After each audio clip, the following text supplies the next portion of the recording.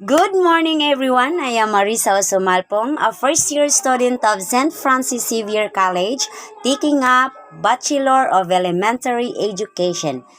And now, welcome to my vlog.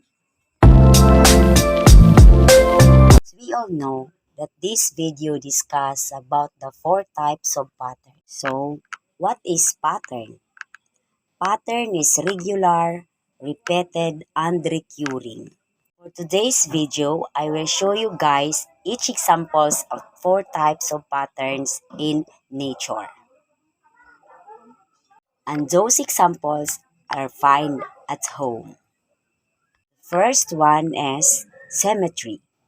Symmetry means a measure together, proportionate, and balance. An example of symmetry is different shapes like square and rectangle. Another component of symmetry is a bilateral symmetry. It can be divided to mirror image of each other along the midland. Examples of this are the following: animals, plants, flowers, and also human. The second type of the pattern is fractals. Fractals is the never-ending patterns. The pattern that repeat itself over and over again. The example of these are branches of trees, animal circulatory system, clouds, and crystals. Type of pattern is spiral. It is the curved patterns that focuses on the center point and series of the circular shape that revolve around.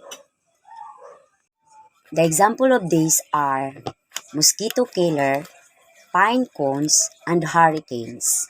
The fourth type of pattern is tessellation. It is a pattern repeated cubes or tiles with no overlaps and gaps. Example, a tile floor, a brick or block wall, and a fabric pattern. So, guys, this is for today's video. Thank you for watching and bye-bye!